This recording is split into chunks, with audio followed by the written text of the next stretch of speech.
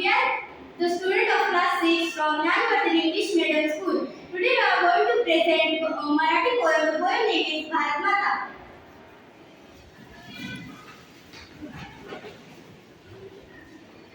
प्रियतम आमची भारत माता आपली सारी तिची फुले रंग वेगळे गंध वेगळे तरी येतली सर्व फुले प्रिय